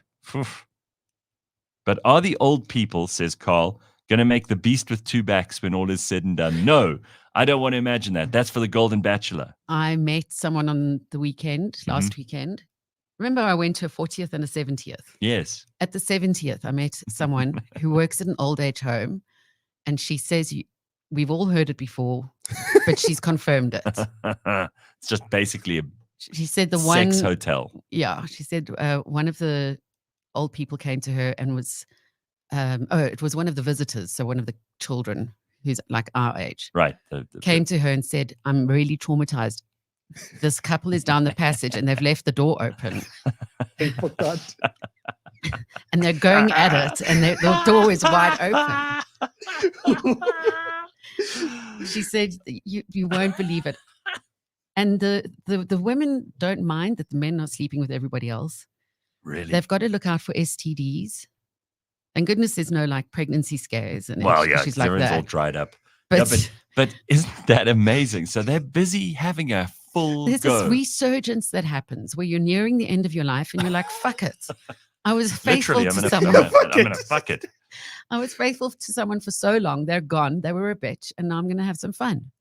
Wow. Okay. So stuff to look forward to. Like Robert De Niro, like at age 80, just had a baby. He just had a kid. No, isn't it? Him and Pacino. Yeah, right? him and Pacino. Yeah, both of them. What? That's amazing. So you know what? Maybe it's not so bad. Maybe the comments here with Matthew, maybe he's right. You actually don't get to decide. Yeah. Maybe you get that resurgence. Why the hell not? All right. So quickly, one or two other things that I wanted to get to. Apparently, and we're going to do this Antimicrobial Awareness Week thing just now with Dr. Fathima Patel and Dr. James McDonald. Talk a little bit about what's going on in hospitals and what we can do about that. But I want to hear from you this morning. And then you found this interesting story that Snoop Dogg has quit weed. He says, "No way." I said I'm going to stop drinking in January, right? And I'm not drinking anymore after that, and we'll see how it goes. Because I think there might be health benefits. There definitely will be. Definitely will be. But it's not going to be very difficult for me. But Snoop is so attached to the 30 he years. is weed, right? That's who he is. 30 years. I can't imagine Snoop Dogg without weed. 30 years, Gareth. And then he says, Is this for real? Yeah, he says Tupac gave him his first blunt, released an entire statement. He's like, he doesn't want personal questions. He wants people to respect his private life, but he is quitting officially. He's not going to be doing weed anymore. Will he be the same? Snoop Dogg. I wonder what I wonder why he's decided he won't answer questions about He why. won't answer questions. It was just the statement, and people are coming after him. It's like, no, respect my privacy. This is the end of an era, everybody. Yeah. I just want to You say, think if Snoop Dogg is quitting weed, the earth is definitely coming to a close. The end is nigh. And Yeah. I know we have medical people who are going to be joining us, so I'm very embarrassed for what I'm about to say if I'm wrong. But I think his genes have actually taken on weed, and that does even if he stops smoking weed, he'll still always be like he's on weed. He's got like little baby weeds growing in his genes. I cannot get over this. Is a very bad story. This is upsetting me. Not because I've never even tried weed. I don't like the idea of weed. I hate the smell. But Snoop Dogg, who I've met 3 times in my life, he was high every time. Yep. He says he's made business deals over a blunt, but Sure. he's done. Oh, unbelievable. This is earth shattering. There's nothing else that I can learn today. It's like a that will be 7.6 magnitude. This is big. Oh my God. I don't know if I'm going to get past this bit of news. This is unreal. What are you telling me? It is happening. I thought it was a hoax when I saw the headline. Yeah. No, it's proper. Unbelievable. All right, so let's turn our attention to really important things, because although that is important, there are actually bigger things going on in the world. So it is World Anti-Microbial Awareness Week from the 18th till the 24th of November, which is right now. And we've got Dr. Fathima Patel, who's a doctor and a medical manager in the medical department at Eskom. It's good to have you here. And both of you, well, let me introduce also Dr. James McDonald, who's a specialist microbiologist currently based at Lancet in Brenthurst. He's an expert on antimicrobials and especially involved in guiding clinicians in hospital practice regarding the appropriate use of antibiotics for hospitalized patients. So both of you are very welcome. It's nice to have you here. And thanks for coming. Yeah, let me switch on your microphones. Leigh-Ann's recall of the Yeah. the old age home and what's Yes. happening there. Oh, yes. And part of the discussion Dr. McDonald's going to have is about safe sex practices. Oh, There you wow, go. really? There you Really? go. That's part of it, huh? Okay, well, very nice to have you both here. So let's just talk about how serious this is, because I don't think a lot of people in South Africa who haven't been in hospital completely understand the danger posed by these microbes and the diseases that are clearly a major threat to everyone's well-being. A hospital is a dangerous place, right, Dr. McDonald? No, definitely. And I just want to say thank you for the platform to raise Sure. awareness to this very Sure. important issue. So just from some background, so the World Anti-Microbial Awareness Week was started by the WHO in 2015, if I remember correctly. And initially it started with antibiotics, as that everyone generally knows, used to treat bacteria, but it's now extended to include antifungals, antivirals, and antiparasitic agents, hence Sure. antimicrobial awareness, because unfortunately we are losing the battle on all fronts in some instances. That's quite scary. Okay, so tell me about antimicrobial resistance, these superbugs. So antimicrobial resistance is basically when an antimicrobe that's causing infection doesn't respond anymore to the treatment that we currently have or use. And in a way, it is a natural phenomenon because most of our antimicrobials are actually based on natural substances that other organisms penicillin, make. right? Yeah, That's right. it's made from a mold, and a lot of the antibiotics were actually made by other bacteria. So in a way, it's a natural way for these organisms to survive in their niche environments. You know, one organism kills them off and they develop a way to survive that so they can also share and thrive in that niche. Unfortunately, with the advent of mass use of antimicrobial agents, the organisms are doing what they do best and they survive. Yeah, they evolve to They're survive. versatile and adaptive. Yeah. Okay, so how big is the problem worldwide? So there are data globally available. There is a lot of surveillance programs ongoing. The WHO, for example, has what they call the glass surveillance programs. The problem is that in a lot of countries, especially lower middle income countries, we don't always have the figures or the numbers, because if we're not testing the antimicrobial agents against the vast array of pathogens, we actually don't know how big the problem is. But we do know it's a global problem. And unfortunately, the countries hardest hit is the sub-Saharan African countries and Southeast Asian countries. That seems to be where the problem is a lot. Unfortunately, if you grow up in poverty, you already have poor sanitation, the problem is going to escalate from there, unfortunately. Sure. Okay, so how did we get to this stage? Is it because people didn't complete their course of antibiotics like we learn? I mean, some of those obviously are part of the problem, but we can't develop medicines fast enough. That is part of the problem, definitely. So it's a combination of things. Once we have this huge evolutionary or pressure that we're exerting because we're using so much antimicrobials in the environment, we're using it not only in humans. I mean, obviously the hospitals is a big problem, but we need to see it as a larger, what they call a One Health approach. So everyone who's involved or a role player in antimicrobials, and that includes the general public, that includes us as the medical fraternity, veterinarians, production animal use, they use a lot of antimicrobials. I mean, these get eventually released into the environment and we have that pressure building up. So that's one part of the problem. The next problem that we have is unfortunately the global boom in population across the world. Yeah. Combine that with international travel. So they spread faster, quicker. So a good case and example that we have here currently in South Africa is an enzyme called the NDM, the New Delhi metallobeta-lactamase. It was named after New Delhi because that's where it was picked up when a patient went there for treatment and went back home. So we are seeing a lot of that currently in South Africa as well. And it has to do with the global travel that we see. Yeah. Patients get colonized with these organisms. I mean, you go on to your next weight. You might not be ill, but the organism is inside your gut as well. You're carrying it around with you. So wherever you're going, that organism is going as well. All you need is then to get admitted into a hospital, for example, into a foreign country, and then that organism takes niche inside that hospital as well.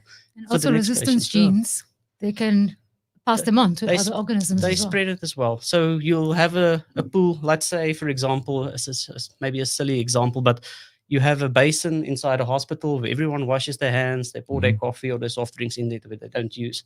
That's a nice niche environment for organisms to start replicating. So now you introduce one organism that's very resistant. It has a lot of resistance enzymes and mechanisms attached to it. It's inside that basin, and it's spreading that, what's called the mobile element. Most of the time, it's a little plasmid. It's a circular string of DNA, basically, that has all these genes for resistance on it. Yeah. And it's able to spread that onto the next organism and then to the next organism. So organisms that essentially weren't resistant from the start can get or acquire all these resistance mechanisms. You know, Dr. Patel, we were talking when you were in our office the other day about the story of this one guy who started suggesting that people should wash their hands, and that was the source of, and this is in the late 1800s, early 1900s, somewhere around there.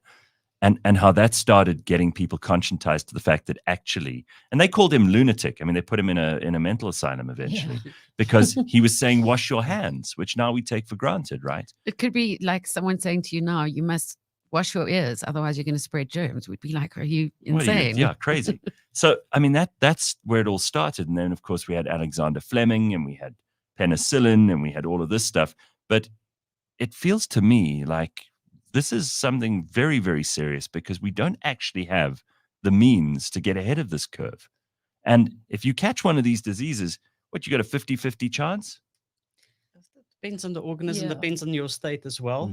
Sure. So I think it's a lot of factors that need to take into consideration. But unfortunately, the patients who suffer the most from antimicrobial resistance are the ones who have it on the back foot already. So we're talking about the premature neonates in ICUs, who already have next to nothing immune system. They don't have immunocompromised people. And oncology patients, for example, unfortunately. And then patients who Immune-compromised patients. who were in an accident and ended up in the ICU for months on end. And they're going to rehab and to step downs. And unfortunately, all those organisms are there. So, I mean, you might not start off with a problem that is essentially driven or based on antimicrobial resistance, but eventually down the line, it might become your problem. Yeah, exactly. I mean, I look at my mum who had a stroke and she was in neuro ICU for almost a year.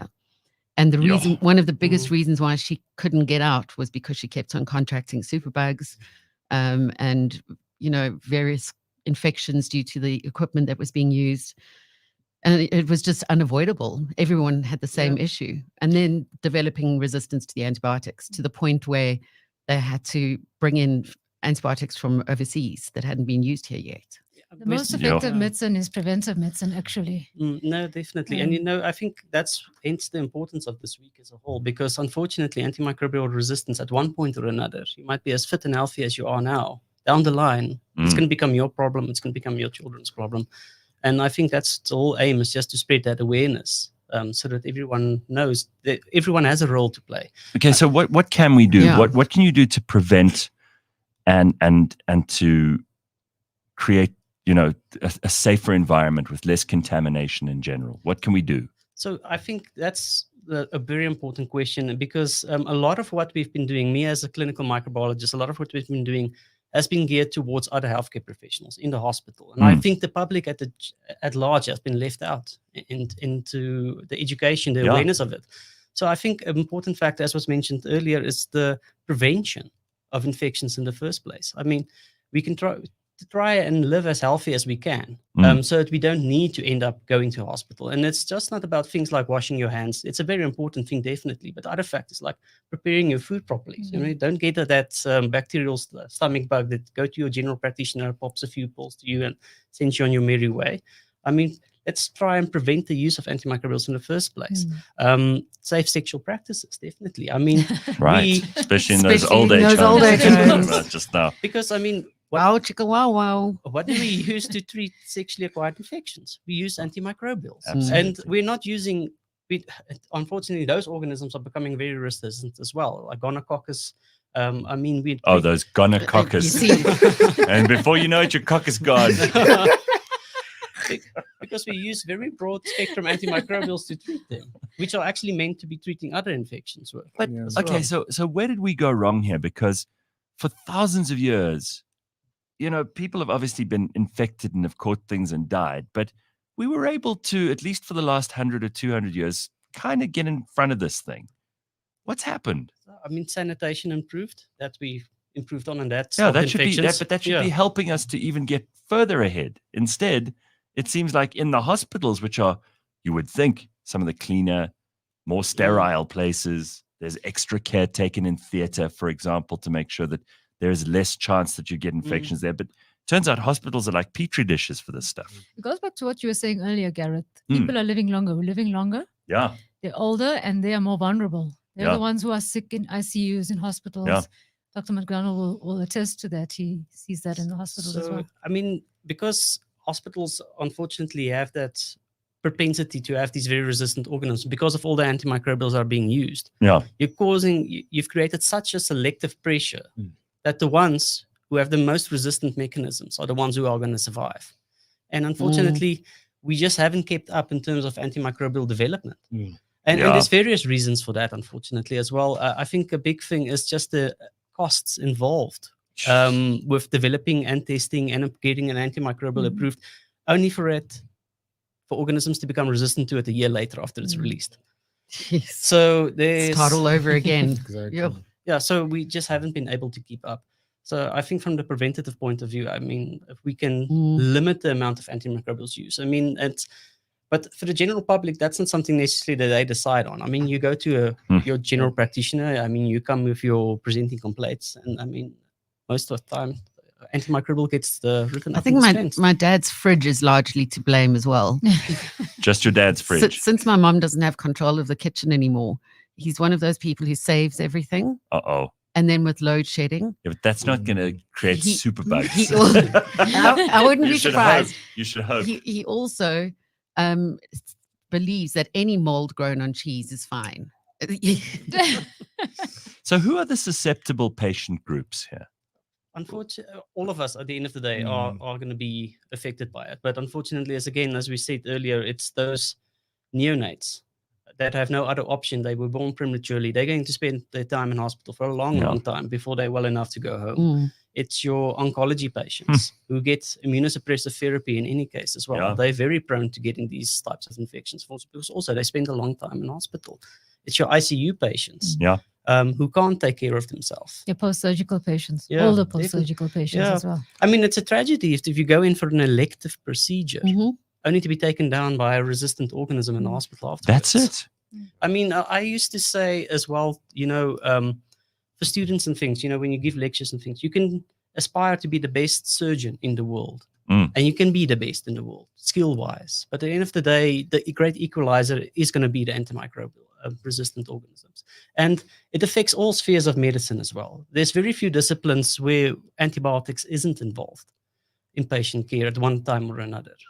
And it's so weird how we just lean on it. We lean on antibiotics. We trust that they'll save us for everything. I mean, I went in for a hip replacement 3 months ago, and before you decide to do the surgery, again an elective surgery, the surgeon will say, infection is a risk, and you put that at the bottom of your priorities. All you're thinking about is the surgery and the benefits. You know that if you get an infection, something will save you. But sometimes it can't. You've got antibiotics on hand. Yeah. People underestimate that not all antibiotics work against all the bugs. Exactly.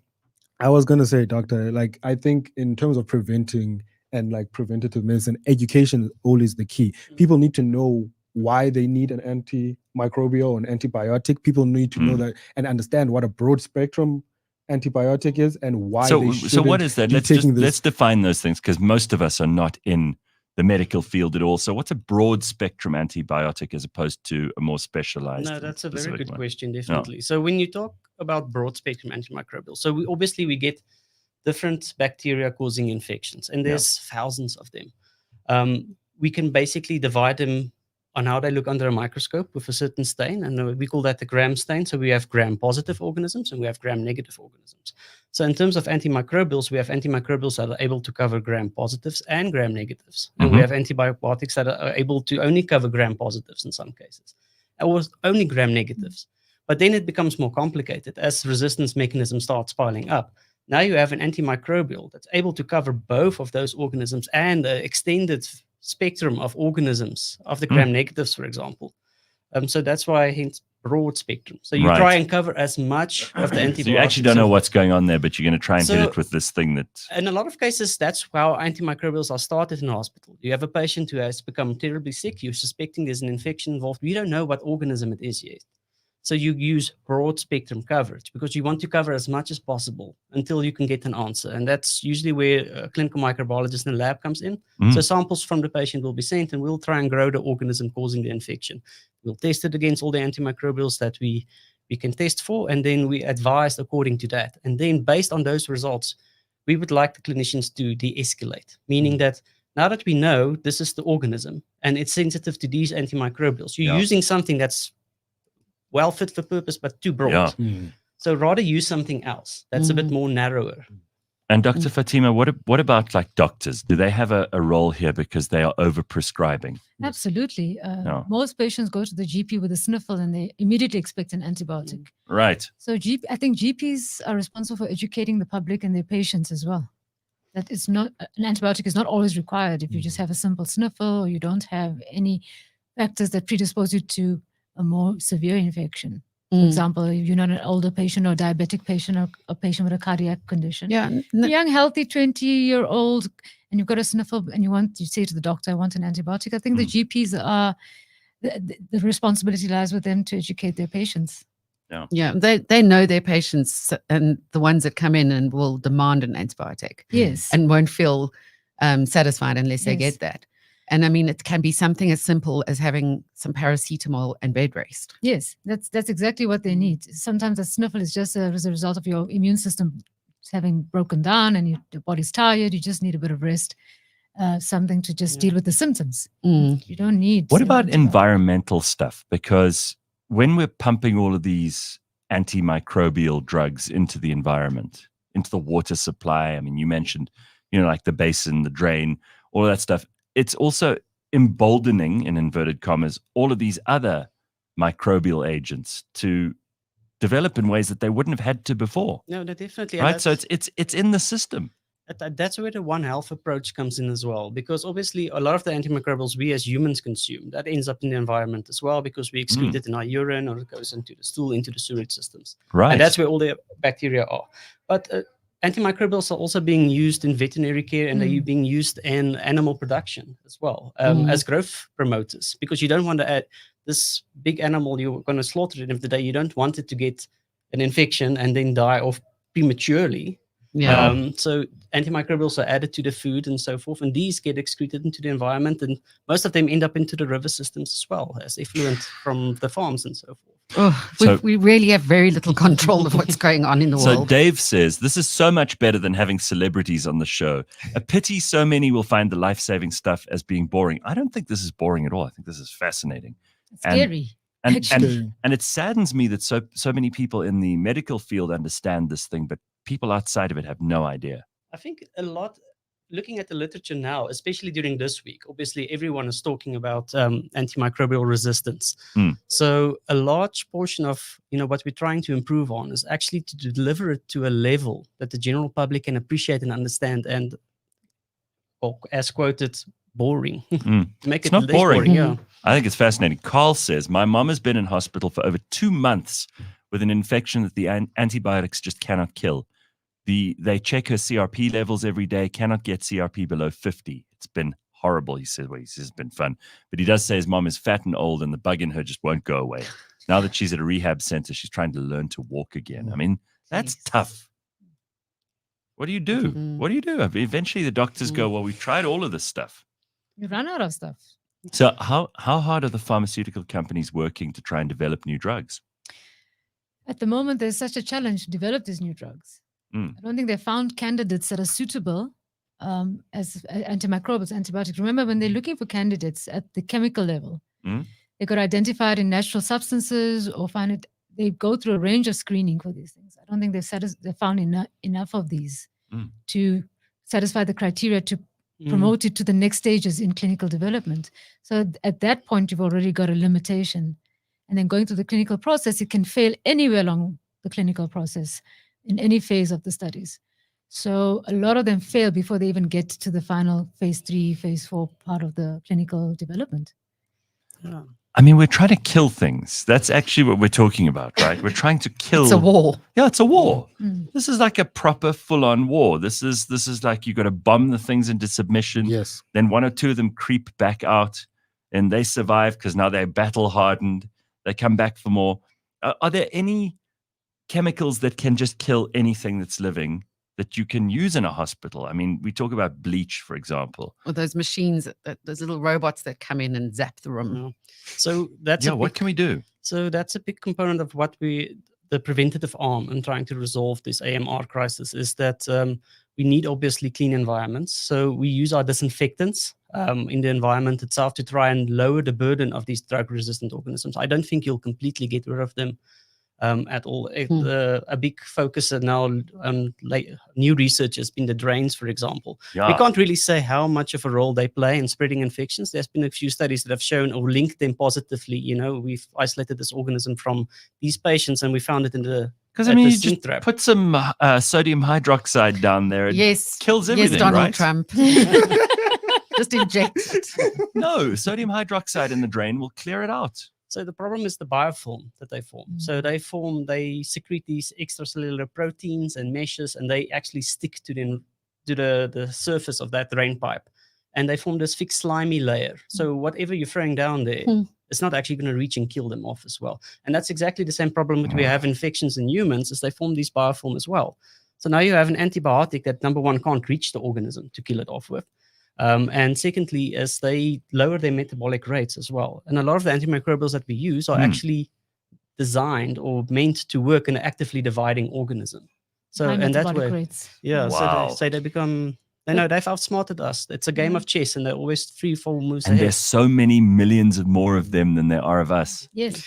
The biofilm is a big problem because you see that a lot with prosthetics, surgical prosthetic joint prosthetics. infections. I had that when I had my collarbone plate. What happened to your collarbone? I got thrown off a horse. It broke. They put a plate. It got infected. There was massive biofilm. They had to take the plates out, and then the bone broke all over again. And No, that's the only way to get rid of it, unfortunately, is to remove the prosthesis. And that's not a feasible thing in someone who's had a hip replacement or a joint replacement. Yes, Leigh-Ann, you better look out. I'm telling you, that's the thing that I was being discharged. That's what you're most and a guy worried was readmitted. He had an infection. They had to take everything out and start again. I mean, you think about it. I've done it a few times where you open up your sink drain. Yeah, I know it's horrible. I know it's horrible. But you think it looks so clean from the outside, and you put down that hydroxide, whatever bleach stuff, and you think it's working. There's that massive film around that pipe that unless you scrape away. The actual YouTube. The actual YouTube. Unless it's scraped away, you're not going to get anywhere with your bleach or whatever. slimy looking. Yeah. Oh my God, this is disgusting. I don't want to go and look for that. Yeah. I'd rather not. Okay, so here's a comment from, sorry, I'll let you go now, Bakah'abantu. You've actually got some more specialized questions for this. Chris says, I'm 34 and I've never taken antibiotics and I've never been sick. Is that possible?